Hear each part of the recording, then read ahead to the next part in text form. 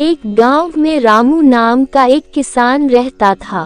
वह अपनी मेहनत से खेती करता और गांव के बाजार में सब्जियां बेचता। एक दिन उसने अपने खेत में बैंगन की फसल उगाई, जो बहुत सुंदर और स्वादिष्ट दिख रहे थे। इस बार मेरे खेतों में बैंगन लगे हैं, मैं इस बार अपने बैंगन को मार्केट में अच्छे दामों में बेचूंगा। गांव के सभी लोग उसकी तारीफ करते थे। रामू ने सोचा, इस बार तो बाजार में बैंगन बेचकर खूब पैसा कमाऊंगा। एक रात जब रामू सोने जा रहा था, तो उसे किसी के खेत में आने की आहट सुनाई दी।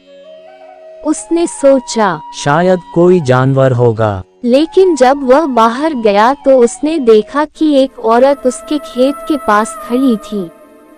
वह बहुत डरावनी दिख रही थी, लंबे बिखरे बाल, सफेद कपड़े और लाल चमकती आंखें।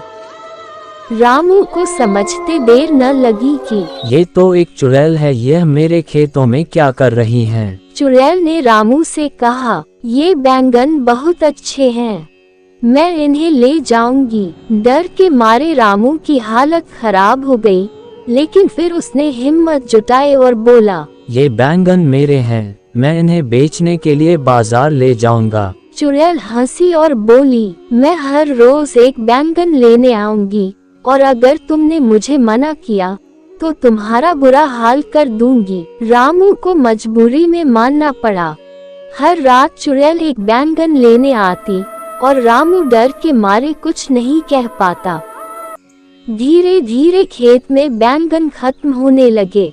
रामू की चिंता बढ़ गई। अगर मेरे सारे बैंगन खत्म हो गए तो मैं बाजार में क्या बेचूंगा? एक दिन रामू अपने दोस्त मोहन से मिला और उसे अपनी परेशानी बताई। मोहन ने उसे एक तरकीब सुझाई। तुम एक रात जाग कर देखो, जब चुड़ैल बैंगन लेने आएगी तो तुम उससे कहो कि बैंगन तो अभी पके नहीं हैं।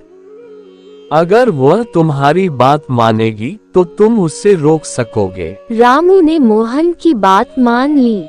अगली रात जब चुड़ैल बैंगन लेने आई तो रामू ने कहा, चुड़ैल बहन, बैंगन अभी पके नहीं हैं, इन्हें कुछ दिन और लगेंगे। चुड़ैल ने कुछ देर सोचा और बोली, ठीक है, मैं कुछ दिन बाद आऊंगी।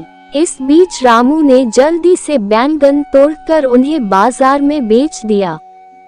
जब चुड़ैल वापस आई तो उसने देखा कि खेत में एक भी बैंगन नहीं बचा। वह गुस्से से आग बबूला हो गई। रामू, तू मुझसे झूठ बोलकर तूने सारे बैंगन बाजार में बेच आया, अब मैं तुझको नहीं छोड़ूंगी। लेकिन रामू ने पहले ही गांव के पुजारी से उसकी रक्षा के लिए ताबीज बनवा लिया था। चुड़ैल उसकी ओर बढ़ी, लेकिन ताबीज के कारण वह कुछ नहीं कर पाए और अंत में हार कर चली गई।